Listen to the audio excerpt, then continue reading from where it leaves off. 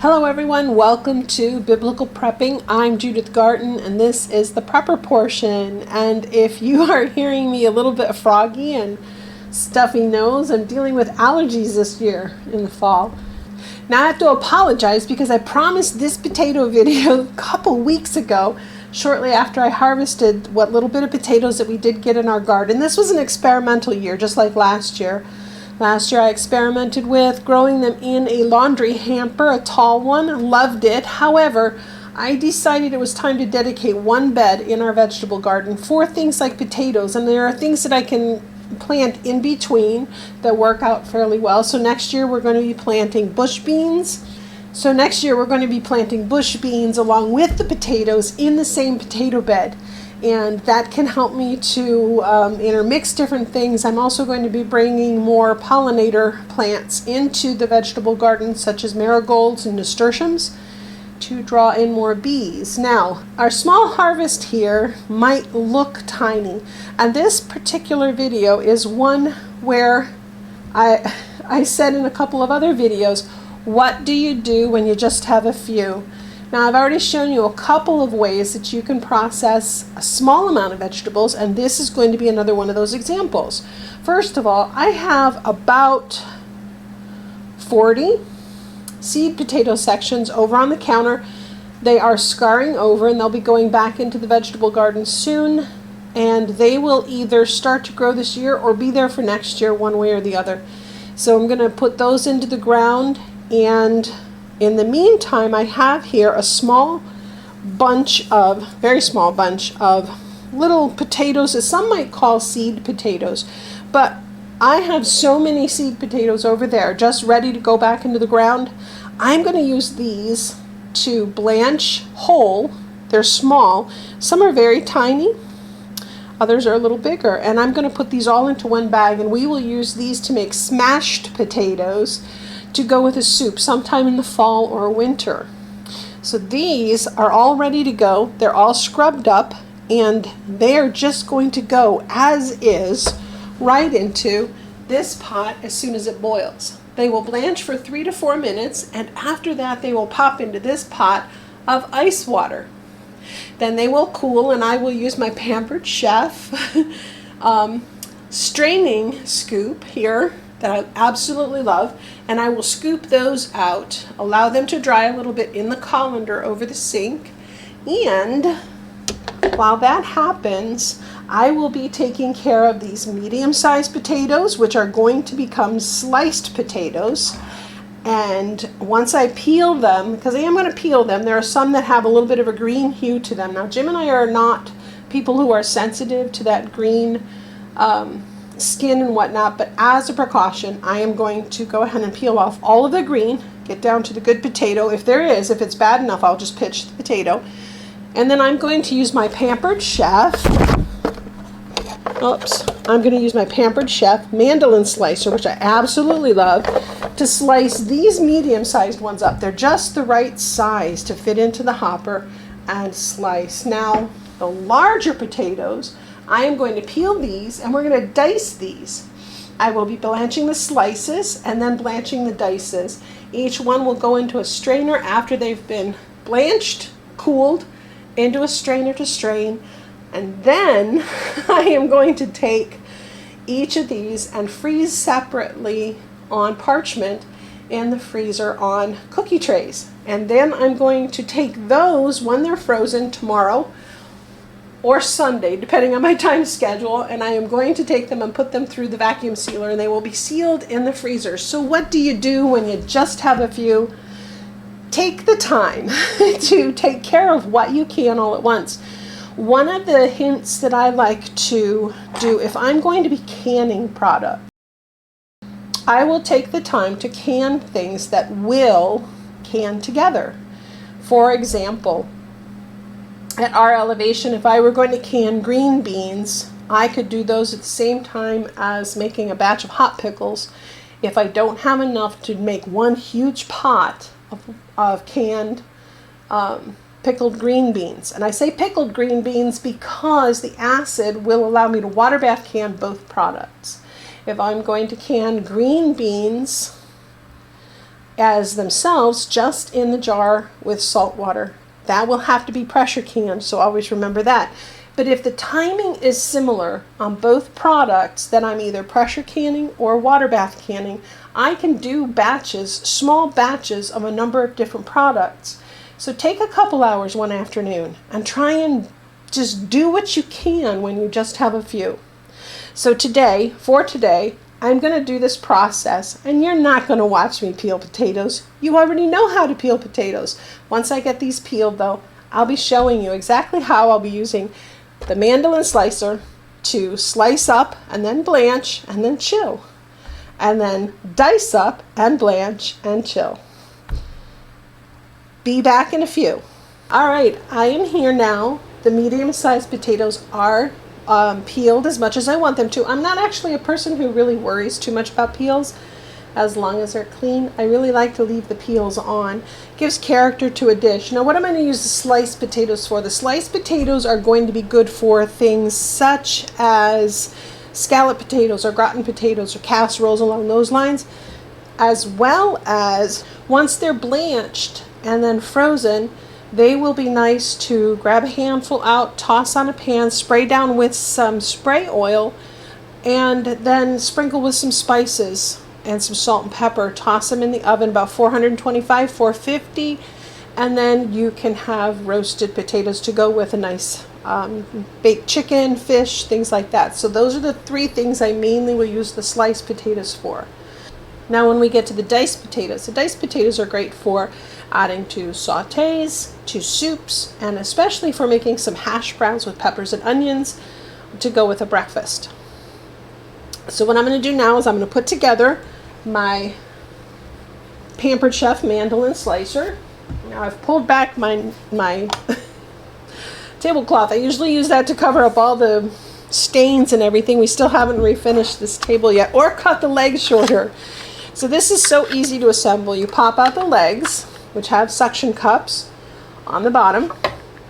Stick it to your table. I don't know if you can hear that.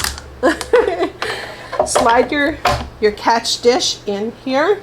Now you want to be careful because this is where your blades are. The door has dropped down. Normally it's locked in place. You pop this green switch, pops down. Oops. Attach your chute next. Make sure that you do that. And you have to pull the green switch back to do that, and then pop your handle. Now it's ready to go. Now what I'm going to try to do is I want somewhat standardized slices. I don't know that that's going to happen. Oops. I'm going to move the table. We want to move the slicer. But I'm going to try and fill the hopper as best as I can, or as full as I can, so that they will hopefully, the potatoes will hopefully stay in some sort of fashion. Let's try. They're not fitting the way I had hoped. So let's try and get any other small ones in there. There's one. Let's try that. Now you take your push, and you just start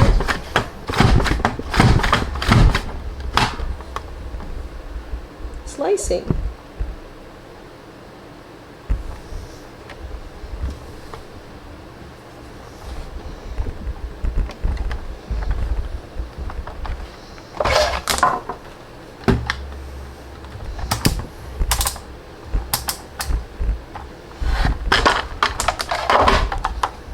My apologies, I started that at a 0 and I did not want a 0.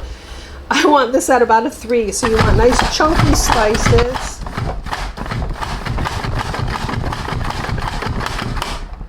And as you can see, they're nice and chunky. They're the perfect size slice to be able to be used in casseroles and things. We just pop that back out, pop in a couple more potatoes, and we are good to go again.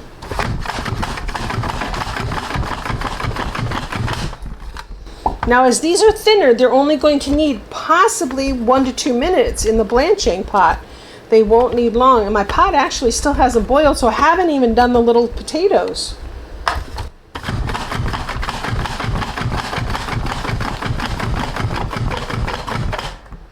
Look at that perfect thickness, size, and everything. These are just perfect for what I need for casseroles.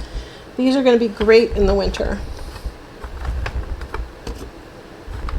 And some are totally naked, no skins. Other ones have a little bit of skin on them, so they'll be great too. I like the character that adds.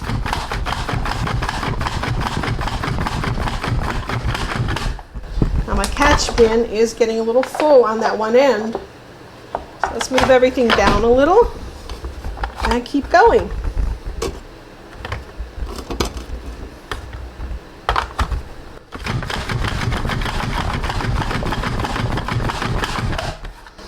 This is one, I say this about every tool I have that's Pampered Chef, but this is one of my favorite tools to use in the kitchen for various things. It slices everything so nice.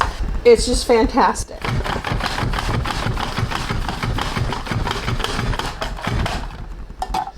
And there we go. Those are ready to go in. Absolutely perfect. Next, I'm going to peel those large potatoes, and I will be back in a bit.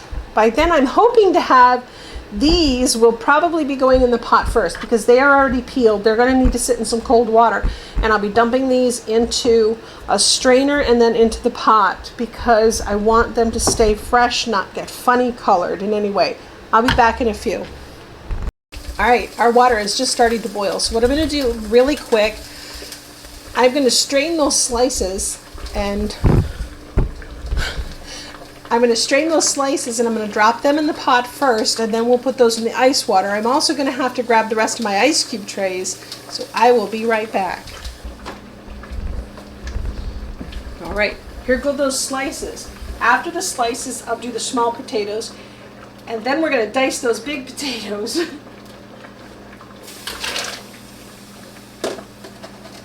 There they all go into the pot. We're going to set our timer for 3 minutes.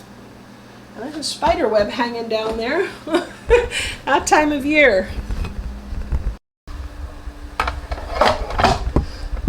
For slicing the potatoes, I had them set on this setting on the back. Right here at the top, there is just a plain round oval. That means that you're going to get plain slices, and you can set at 1, 2, or 3 for plain slices. Now for dices, I set it at number 8 here, which is the largest size, and I'm setting it for the larger slicing, so it'll slice and dice simultaneous. Now I'm going to do a test on this one potato.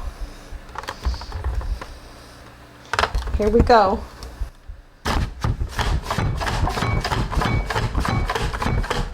Not happy. It did French fries instead. So what we're going to have to do is we'll have to dice these ones up ourselves. Well, that didn't go well. Technical difficulty deleted the audio and froze the video from the rest of my recording. So I have to make a different option available. I had every intention of showing you exactly how the Pampered Chef mandolin slicer does and does not work because I was mistaken. It does not dice in the squares. It only does the julienne.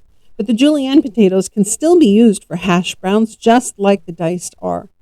They can also be used in soups, casseroles, and even fried up as potato sticks too. Now here, I am spreading out the julienne potatoes on parchment on a cutting board to put them into our little freezer, while the sliced potatoes will be topped with another sheet of parchment, and then the small round potatoes that I blanched, they're going to go on the top. That will be put into our big freezer, our upright freezer, and it will freeze there until the following day. And here are the slices. It's a little backwards, but you can see. Now there are the little taters going on top like I described, tossing out all the ice cubes that were used to help bring down the temperature after blanching. We don't need to refreeze those silly ice cubes, right? Toss them out. The next day, before sealing these potatoes up, I grabbed some more potatoes, believe it or not, small ones from the garden, and I did another quick blanch of those as well. Then I froze those, and when they were done, I packed all of those into vacuum sealing bags, sucked the air out, and voila! We ended up with a nice little box of frozen baby potatoes to make into smashed potatoes, several bags of julienne potatoes, and I think those are still in the freezer, and several bags of slices. The sad news is that since we just had a few to harvest this year, we've already used a good part of what I had in the freezer of our homegrown potatoes. But it's okay. I'm ready for next year. Why?